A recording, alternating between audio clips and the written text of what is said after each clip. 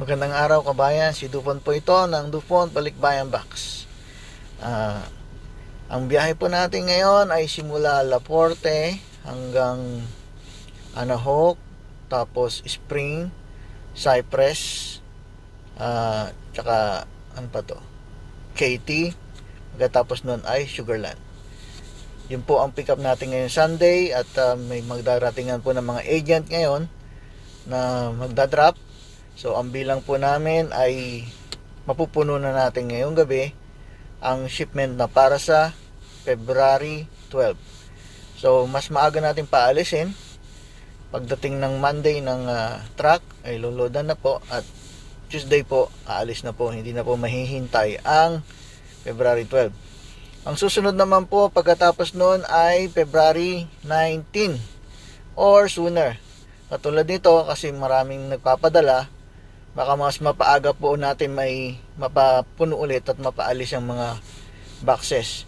Kung hindi naman mapuno ay aalis pa rin po. Kahit na po kakaunti, kulang, hindi puno ang container, aalis po. Ganyan po yan. Ganyan po tayo dito sa Dupont Balikbayan Box. Nakagawa tayo ng paraan na mapaalis ang boxes nyo kahit kakaunti. As promise, every week po aalis ang box nyo. Kung kabayan, yung mga nagbagong customer namin na nagpapadala, please po, i-tape wrap nyo po yung box nyo. Paulit-ulit po namin sinasabi, hindi po kami magsasawa, na paalalahanan ng mga bagong customer na i-tape wrap nyo po yung box nyo. Kasi po, nagdi-deliver po ang team kahit na umuulan. At dagdag protection po yan sa box nyo. Mas titibay ang box nyo kapag naka-tape wrap. Clear tape po, hindi po duct tape. Kung gusto nyo po lagay ng duct tape, lagay nyo po, pero patungan nyo rin po ulit ng clear tape. At dumadami na naman po yung mga buntis na box na nagpapadala kasi po hindi sila marunong magsara. Yung pagkabuntis nila yung pahaba yung nag-i-stretch ng pagilid. Kasi po ang ginagawa nila, tinitepan nila ng pahaba muna bago nila lagyan ng pa-cross. Hindi mo na maiko-cross yun kapag nilagyan mo ng pahaba dahil dumidikit na dun sa kanto yung flap. Dapat po pa-cross muna hanggang magsara. Maraming tape na puro pa-cross, magsasara yan. Parang rubber band yan, i-stretch niya. Yun lang po yung magiging solusyon nyo dyan. Kasi po kahit putong-puno yung box, putok na putok na isasara po yan Basta po kung masya pa sa loob, hanggang doon sa may linya ng tiklupan, masasara po yan. Hindi po porket hanggang doon na, hindi nyo na maisara. Dahil mali po ang proseso nyo, kaya po nagkakaganon.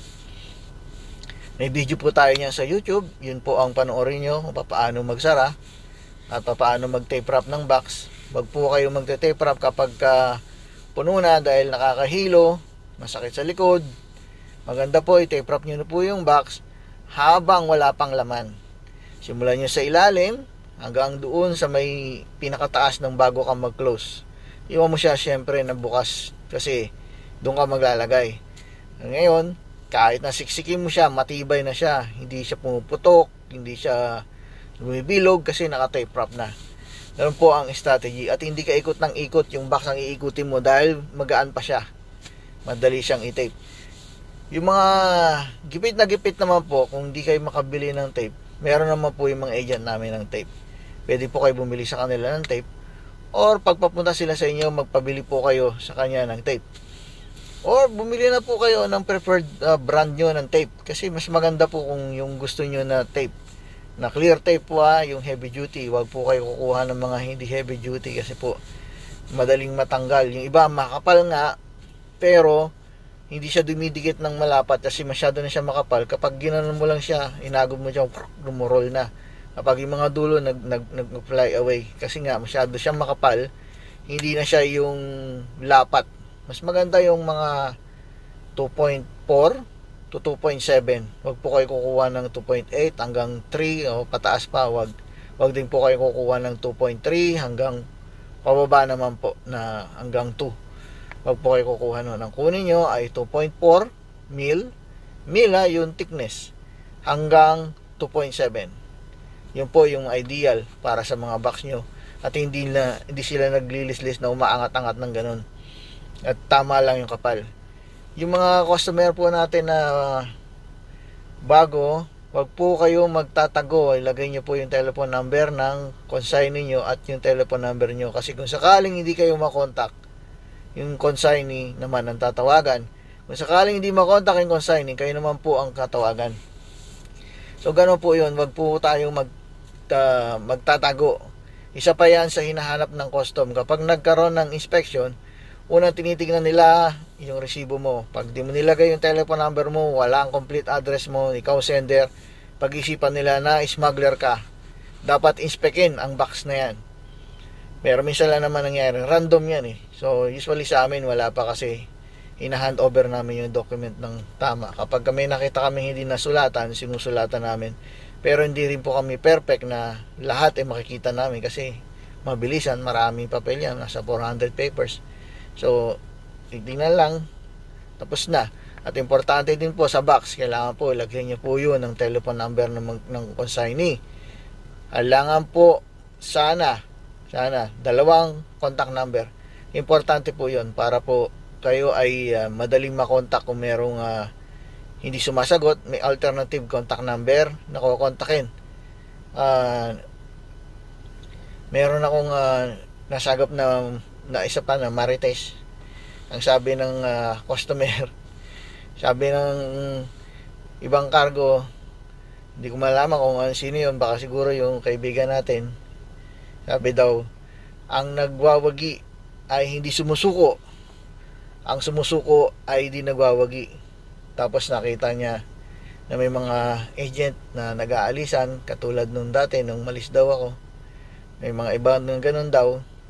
Paano mo sasabihin nagwawagi ka, iniiwasan ka? Sabi ko, pasensya na po, huwag nyo na po silang abalain. Ganun talaga sila. Maganda, sabi na lang po kayo ng maayos, sabihin nyo sa kanila, oh, good luck din sa inyo. Ako, minsan, ang sagot ko dun, puwera usog. Parang bata, kasi pag inusog mo, hindi natutuloy yung mga pangyayari. So, mas maganda, ganun na lang, puwera usog. So, wag na sana siyang mausog na nagsalita siya na hindi natutupad. So, ganoon lang 'yon. Wish them good, wish them the blessing. Ngayong mga araw na dumarating, maganda na ulit yung panahon, mga araw na. So, next week daw malamig na ulit.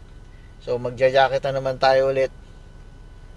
So, yun lang, binanggit ko lang yung paano tayo baka may magtanong kung ano yung pera usog. Nag-umpisa po yung pera usog sa mga baby kapag nababate. Alam niyo naman po, minsan nababate yung bata. Nagkakasakit, nagkakaroon ng mga sipon, buong, nilalagnat, nasusuka, tawag ito, nahihilo, hindi makatulog, pinapawisan ng malamig. Yan yung mga nagagawa ng bati. Kaya sinasabihan lagi ng mga magulang, pero usog, wag sanang magkaroon ng problema, wag sanang magkasakit, wag sanang maapektuhan, gano'n. Kaya sabi ko, pero usog, sama na yun sa joke. Ibig sabihin, parang masaya ka rin sa ginagawa niya. So, yun lang po, binanggit ko lang po yung talaga, yung topic natin ngayon na ang ruta natin at mapupuno na po tayo mamayang gabi.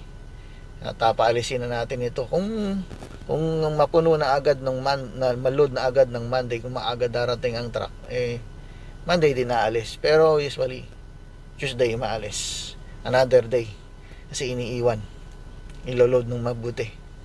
So ganoon po kabayan, have a blessed Sunday, hanggang sa muli.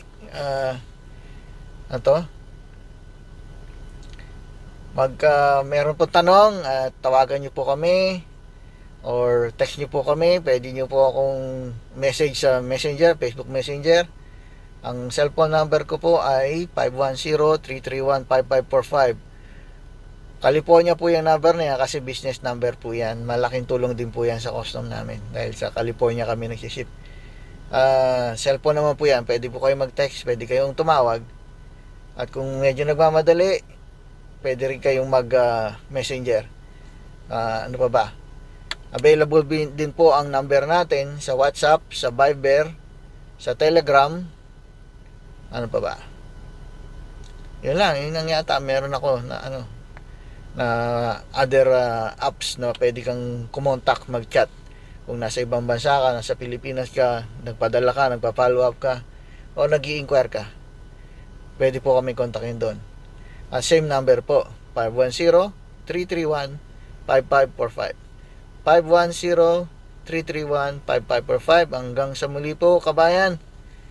Si Dupont po ito ng Dupont Balikbayan Box.